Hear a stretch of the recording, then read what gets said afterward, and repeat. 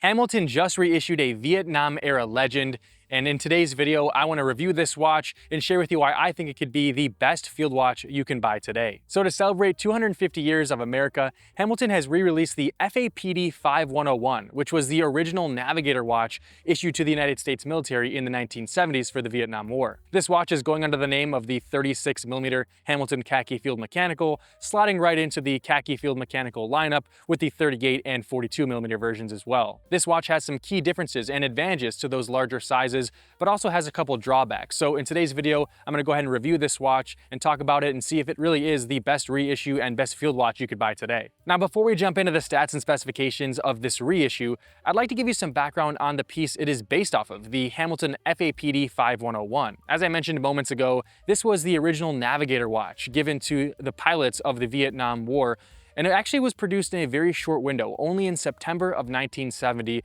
making this vintage piece extremely rare and very sought after from collectors. It's hard to believe now, but the 36mm case of the FAPD 5101 was large by that day's standards, and it provided great legibility, and it also was enhanced by the design of the dial, which is essentially a classic pilot-style design, which is very easy to read. Of course, this original FAPD 5101 was a point of inspiration for the Hamilton Khaki Field Mechanical watches that have been so popular over the past many years, but they aren't really recreations of that watch, at least on a 1-for-1 scale, and that's really where this new 36mm watch comes into play. This reissue is essentially the closest thing you can get to that original Hamilton, and in my opinion, it is going to sell extremely well. Although it is important to note that this watch is only going to be produced in 2026, and you can get it in two different ways. There's a limited edition version to 1,776 pieces that comes with an additional leather strap and a really cool carrying case, and there's going to be a sort of standard version that doesn't have those extras. Of course, price is a very important factor, and this watch comes in at $725 US,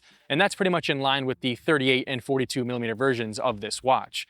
Now, I think that's a pretty fair price, but we're going to jump into the stats and specifications in a moment to determine if it's really worth it and if it truly is one of the best field watches you can buy today. As a little spoiler alert, I will say I do really like this watch, and I think it's a great combination of a fair price, a really nice build, and of course a genuine military history. There's a lot of watches out there that try to replicate that field watch style, but not many have that real history to tie back to. But without further ado, let's take a closer look at this watch and really determine if it's the best field watch you can buy right now. Okay, so let's actually take a look at this watch and talk about what it does so well. And first and foremost, we have to talk about the dimensions. And just to throw some numbers at you, of course, it is a 36mm case.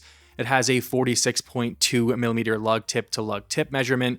It is 18mm between the lugs and 10.2mm in thickness. And I think they really nailed the measurements here. Of course, it was always going to be a 36mm watch if you're going to base it off of the FAPD 5101, but everything else is just really, really nice. That lug tip to lug tip measurement, 46.2, is just great. In my opinion, that'll work on any sized wrist out there. And I actually really like that measurement, especially because I always liked the 38mm version of this watch, but never quite could buy it because I thought the lug tip to lug tip was just a little too long for my smaller wrist. So to have it more reasonably sized, to have it more classically sized, is just great. And they also just nail the look of this watch. It really does look like a 1-for-1 reissue of the FAPD 5101. Really the only thing that many people will complain about, which is always a common complaint, is the faux patina. And I personally am a big fan of faux patina. I like that look, but I know it's very controversial. I know a lot of people are probably going to complain about the faux patina. Like I said, it's very controversial. And it'd be kind of cool if you could have a reissue of this watch that truly looks like you were just issued it in the military in 1970. But again, this is just sort of what they do with vintage inspired watches. It's obviously very common. And like I said, I personally enjoy it, but it's not for everybody. To further go into some detail about the look of this watch, this piece of course has a beautiful matte black dial, and it has grade 2 superluminova on the hands and the markers to really add to the legibility here. But yeah, overall, it really feels like they just did a great job reissuing this watch, recreating it for the modern day. Of course, it's not going to be exactly 1-for-1. You're going to have the faux patina, like I said, and it does have, a logo on the dial. It's not a sterile dial, but I think it does a really great job, and it does have a great vintage military feel on the wrist. And possibly my favorite part about this reissue is that it actually has 100 meters of water resistance, which is fantastic, especially when you compare that to the 50 meters of water resistance you get on the 38 and 42mm versions of the Hamilton Khaki Field Mechanical. It does not have a screw-down crown, but again, it does have that increased water resistance, and I find that to be a pretty big deal. That was another reason why I always was personally held back from buying the 38mm version. I just thought to myself, hey, it's a field watch. I'd like to have have sort of an increased water resistance and a rugged feel to it. And yeah, so this is really great. 100 meters of water resistance, will take it. And the final positive that I want to mention, which is something that maybe not everyone will see as a positive, but that's the fact that this watch has the Hamilton H10 movement, which is of course based on the Powermatic 80 from the Swatch Group. And the main difference between the H10 and the Powermatic 80 is of course that the H10 is a manual winding movement only, and of course has 80 hours of power reserve. And yeah, some people may see this as a negative because it's not particularly fancy or different for this sort of special edition watch. But in my opinion, the Powermatic 80 series of movements are pretty reliable, and there's so many parts out there, so repairs should be relatively cheap, which is a win. But let's of course talk about some stuff that missed the mark with this watch, because it's not a perfect piece, although I do really like it. And I want to start by talking about the acrylic crystal. So yes, this watch does have an acrylic crystal, which is different from the sapphire crystals that you'll find on the 38 and 42 millimeter versions of this watch.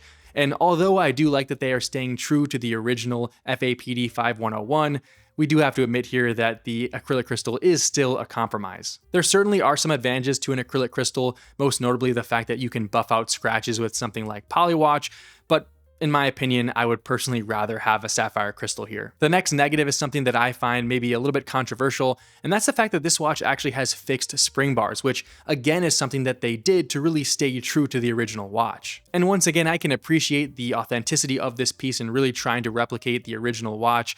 But in my opinion, that is really just an inconvenience because it does really limit the amount of straps that you can put on this watch. I'm curious what you guys think in the comment section down below about the fixed spring bars here. Like I said, for me, it's a bit of an annoyance and it does limit my options, but I'm sure a lot of people out there appreciate the authenticity, like I said. And one other thing that's a bit of a pet peeve just for myself, and again, I'm curious what you guys think.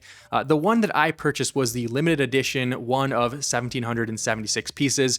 And I kind of wish that each piece was actually numbered instead of it just saying one of 1,776 pieces on the back. So again, maybe just something that's really a nitpick, but for me personally, it would have been nice if it had a particular number to it. Things like the acrylic crystal and the fixed spring bars could be reasons why some don't like this watch and don't want to buy it and would not deem it the best field watch under $1,000 or the best field watch you could buy now or whatever category you want to put this watch in.